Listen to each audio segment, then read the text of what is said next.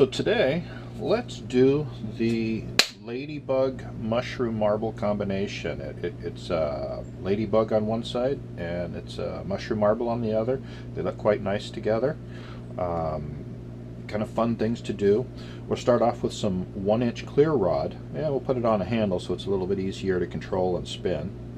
We'll have a bit of caramel here, or butterscotch, or some good mushroom color, pulled down to the proper stringer length and on the end of the handle, which we'll then push in the heat with this molten. See one of the other videos regarding that. And then don't pull it out, just snap it off in place. We wind up with that nice little squared off base. Then we're going to add some frit to represent the ground, and then picking out a color like orange, red, or yellow, I suppose. Ladybug color. We'll put that all around the base so that it is now colored, and then we will add the black spots in the center line of the ladybug beetle, and then we'll add some transparent pink over the end. It'll highlight the color of the ladybug, and it'll be a nice pink half of the marble too. And remember, this is all on the opposite side now of our mushroom, which we'll then punny up to, and we'll cut it off in the flame. We'll marver it nice and round, and then remove it from our punty, and we'll be back to this. So anyway, that's what we're going to do. Let's get to it. So we're going to start with some 1-inch solid rod. Just to be clear, rod does not have a hole down the center. That's tubing. So here we have 1-inch solid rod, and we're going to make about a 1-inch marble. Often enough you can start off with 1/2 inch, 3/4 inch, something in there, and condense it up to 1 inch, but I'm just going to start off with some 1-inch rod already. Really applying some heat to it. This is the part where you have to push that little mushroom into there. For more detail on that, you can see some of the other videos. It's one of the things I do quite a bit of. But we're going to get that really hot, and we're going to push the mushroom portion into it while it's sitting in the marvering pad, preventing it from bulging out. So we'll still maintain that rod straight wall profile there. And balance all those heats. We want a lot of heat on the inside of that clear, and for it to cool just a little bit on the outside. And we're going to preheat the tip of the caramel rod so that when it goes in, it's more likely to expand, and to do so very clean. There we go. It takes a little bit of practice to balance those temperatures, but once you get it, it's very intuitive. You'll enjoy this step. And then we'll back marver it. And I am not pulling out the caramel, I am simply rotating it with the other piece so that we wind up with a square base profile on the mushroom. We don't want it to taper to a point. So then as it cools, we can just snap it off, and it will have a nice square bottom on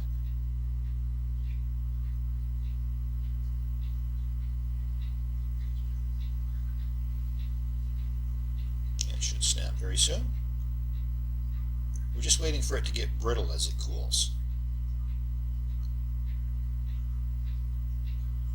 And the whole time I'm just kind of gently tweaking it back and forth and feeling how much resistance it has, and then you'll feel that stage come on where it's just ready to snap off. So we want to put some ground underneath of our mushroom, and today we're going to use some frit. So I'll just superheat the end of that, and then pick up a couple of layers of this frit. It takes more than one pickup usually to completely coat the end of it.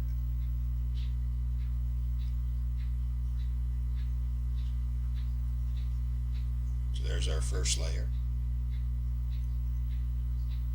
Melt that in a little bit.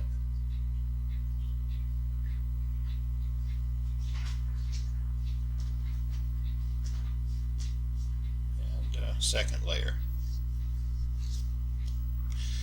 Heat all that up, square it off again. Really keeping this thing square is critical, because we want that ladybird beetle base to be just a nice flat round to work on. And we're also keeping our mushroom very true. Okay, so this is going to be the base color of the Ladybug. In this case it's orange. I'm just going to start on the very outside and start spiraling it around and wrapping it in. So I have enough stringer pulled up ahead of time to do this.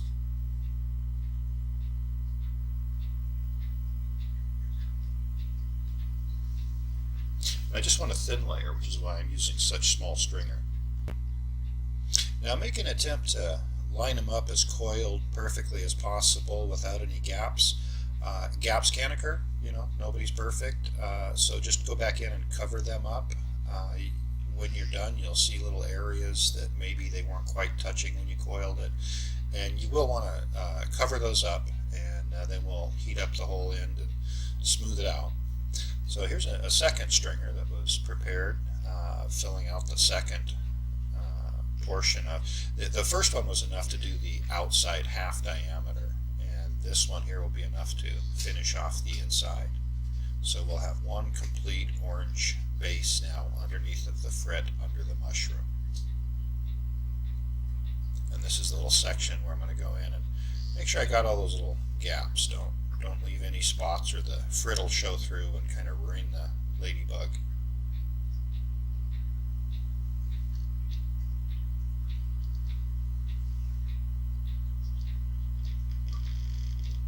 Square it off. Does it look smooth? Give it an inspection there. Now we are going to really reheat again, but you want to make sure you don't have any gaps in the coil. That's all that's about.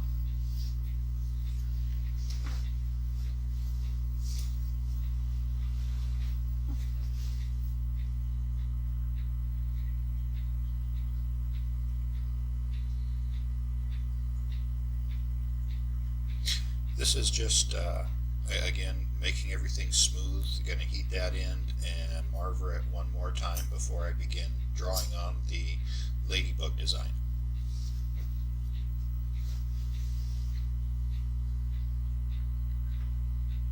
There we go. Squared up and true again.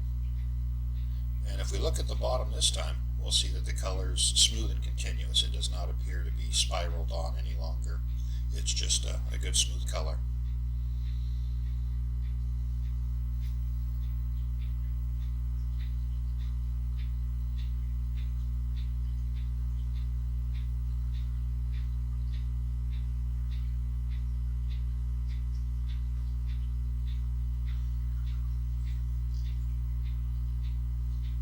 Generous amount of heat into the marvering pad up against the backing plate. Alright, that's smooth enough to continue. So we've got a little dark black stringer that's very opaque. Try not to use colors that aren't really black. There are many colors that look black, but if you pull them down to a hair thickness and hold them up to the light, if they look green or blue or some other color, then they're going to look weak in this kind of an application. Find a black, raven, onyx, something like that that you can pull down to a fine stringer, and it is still just nothing but black. You see no other colors when looking through it. Okay, so we drew on the line down the center and put 3 dots on either side. That's going to be the ladybug design. Now we've got some fairly large diameter, that's about 3/4 inch pink transparent rod, and that's going to form the other half of our marble. And looking through the pink into the orange makes it a little darker, and just having one half of it out of the pink glass is just a nice aesthetic touch. So really welding that together and putting on that material.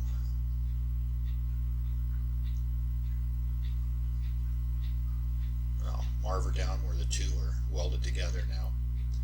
And then using the marvering pad on its side, we'll divvy up just enough material to make that other half of the marble.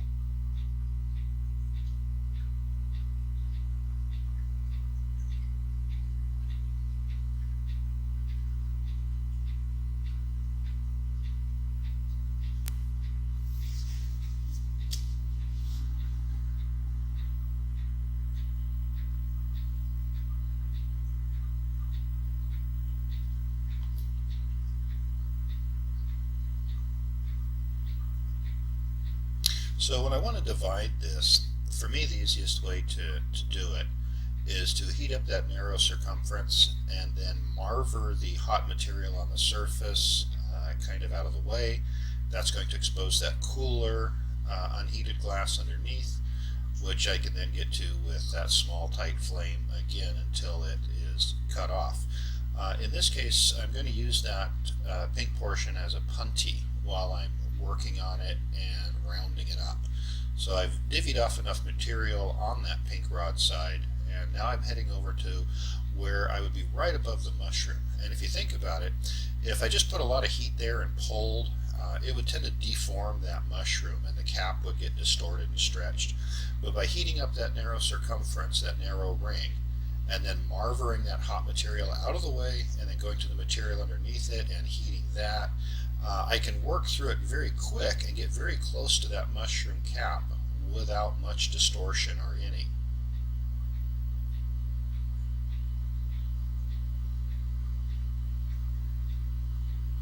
Just heating up that other side a little bit, keeping it warm. And there we go, we'll flame cut that. And I've got about as much material there as I want to make the marble. So now it's going to be time to condense, just really condense this into a hot gather. And I've got a new paddle. I figured I'd show one of those because there's a little bit of a break-in procedure on these wooden marble molds.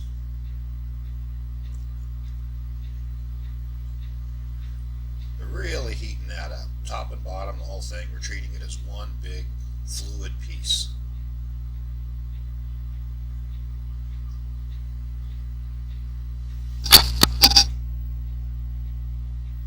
Yeah, soak these at least overnight, if not for a few days before you use them. Also, the first use, I tend to not re-soak it. I'll go ahead and use the hot glass the first couple of times to really round out the marble mold itself. There may be some asymmetry to it after it swells in the water where the holes were drilled and cleaned up. So by running the marble over it really hot and without it being re-soaked, it's going to look like it's catching fire, it's going to give off some sparks, but what I want to do in the first couple of uses is really carbonize the edge where the contour of the marble touches it. And that's going to give us just a perfectly round, very nice beveled, carbonized surface on which to make marbles, and then keep it soaking in the water so that when you pull it out there's plenty of water to turn to steam, and the steam really just lifts it right off of there and it just kind of floats in a nice smooth rotation.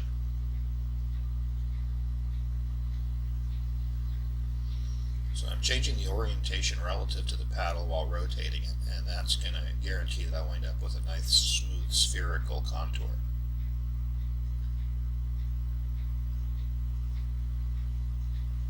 And the smoke smells really good.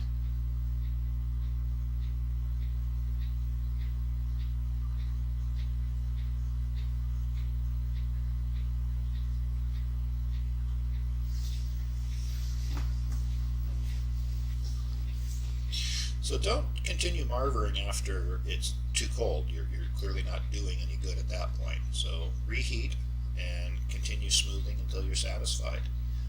It may take 3, 4 or more passes to really round everything down, but it does come out fairly quick.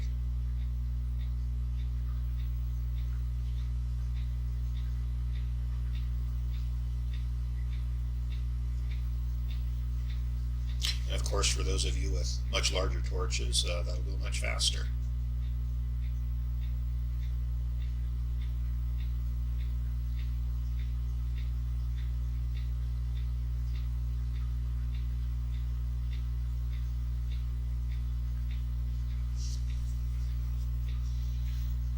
Just rolling it around in there, changing the angle at which we're presenting it to the wood.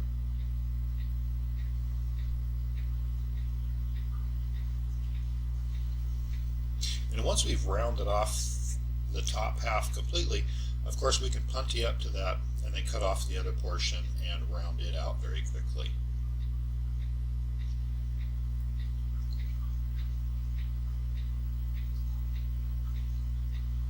Yeah, it's still glowing really hard for the camera to see it yet. Everything's just kind of a bright glowy orange color. But that'll be very dark tones with a caramel mushroom and kind of dark blue-green ground. And the ladybug on the other side, we'll have to add her head and eyes yet, and legs. Alright, let's stick a punny on the top. I'm using one that's hooked up to a little bit, a 4mm. It's hooked to, looks like some 6 or 7mm rod, just so I can get a bigger footprint. I don't want to just use 4mm. I'm putting quite a bit of heat to it with the torch, and the 4mm sometimes it wants to get a little sloppy, start getting a little bendy from the heat. The 6 or 7 will keep it from doing that. You could just use a whole stick of 6 or 7mm, that's fine. I just happen to have that one handy. So you can see on the right side of the marble where we're going to need to remove that material and cut it off. So, tight flame, doing a little heating the circumference thing again and using the marvering pad on its side. That very quickly helps separate the material.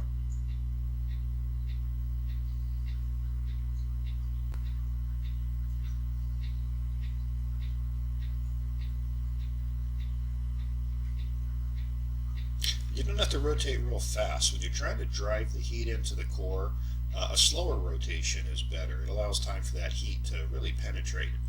If you're concerned about thermal shock on a cooler piece, of course you want to rotate it a little bit quicker so that the heat doesn't drive in as quickly.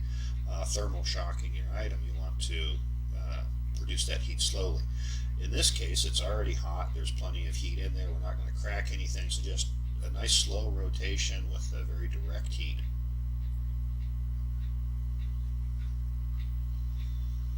And I'm drawing off onto the pink rod some of the excess material from the marble that I feel is just a little bit too much. We want to come out with an almost round shape now by simply removing the material, and then we'll true it up in the wooden marble mold.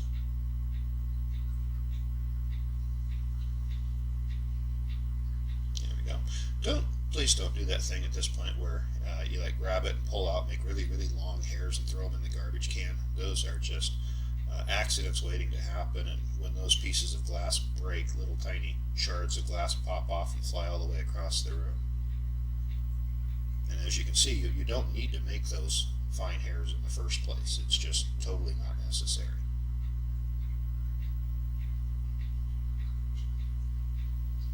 So, applying enough heat, we'll grab a paddle and we'll marver down that side of the marble mold until we've got a nice round ball or marble.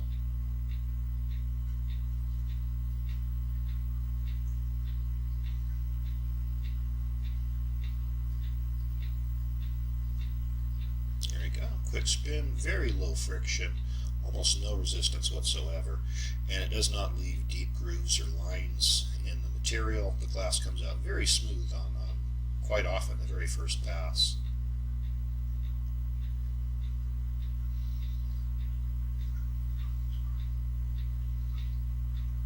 That's just kind of helping to chill it and set it, and we can see the surface quick, and it looked pretty good.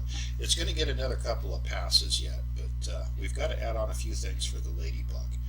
There's a bit of black there. I'm going to put that on, and that's going to represent the head, so it's right at the front of that line that we made out of the black stringer straight across. I'm going to flatten it down quite a bit. This is all going to be smooth and marble shaped in the end, remember. No protuberances.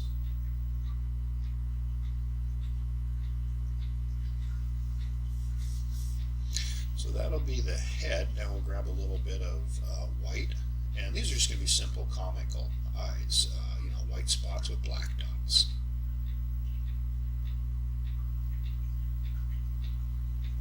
So there's the white spots, and we'll do the black dots. Again, that same little black stringer we used earlier. And we'll use the pad there to flatten those down also. And depending on whether you flatten them from the bottom up or from the top down, you can kind of move them around to move the pupil to the center if you don't get it perfect when you first press it.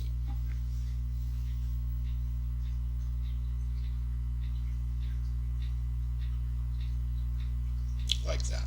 That was moving a pupil around a little bit.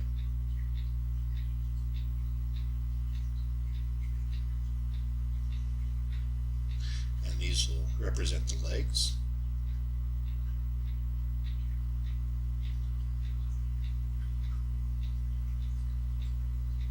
They're little tiny things. Remember, when you look at a ladybug, you really don't see much of the legs. They just barely stick out underneath. There we go. Now we'll want to really heat that up, and we'll have to do the marvering pad thing again to get everything smooth and down in there. And again, you can see why we would want the larger punty. At this point, 4 mil would get enough blow-by heat that it might begin wobbling on you, but the 7 mil is holding up to the heat.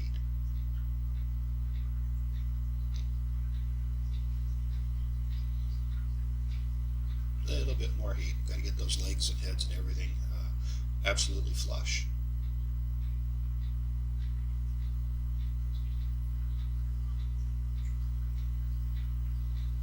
There we go. As I said, in the future, once it's rounded down with the first couple of marbles, keep this thing wetter than I'm using it right now. This should really just have steam coming up. It shouldn't be turning into flames, and you probably shouldn't be seeing much sparks.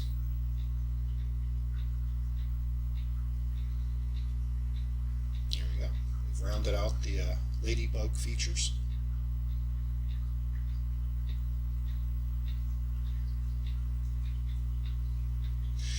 So now we'll put a punty over on this side, and then we'll tap off the other punty. Now this one is very hot, and it'll flex a little bit for a few seconds. The other one is very brittle, and even though the other one is larger and has a bigger footprint, it will snap off if it's brittle, and the other one is a little bit mobile. So we tapped it off. Unfortunately, it left behind just a little thumbnail of material up there. So not a problem. We'll just heat that up and draw it off with another rod of glass.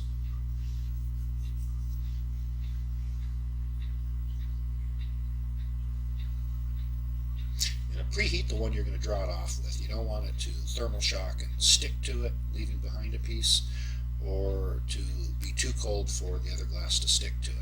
They like to be a little warm on both.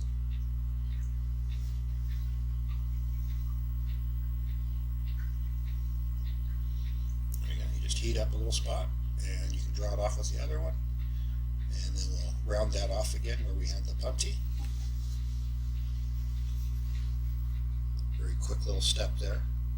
So now we'll tap that off and then come right across the top, and we'll fire polish where that temporary punty was. And then using the punty, which is still kind of warm, still has a little bit of friction against the other glass without scratching it, just gently kind of roll it back and forth where you heated up the punty mark, and it will smooth it out.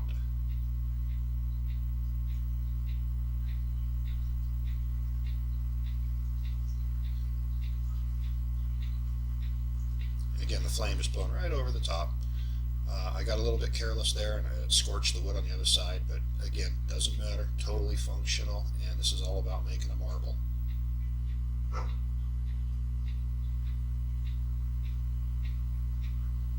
There we go.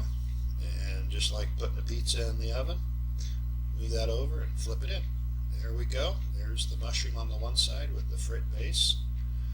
And on the opposite side, we've got the little ladybug with its big eyes and kind of cartoon look. Well, I hope you enjoyed that, and I hope most of you want to go out there and give it a try now. Thank you. If you like, please like and subscribe. If not, put it in the comments. We'd like to hear. Thank you.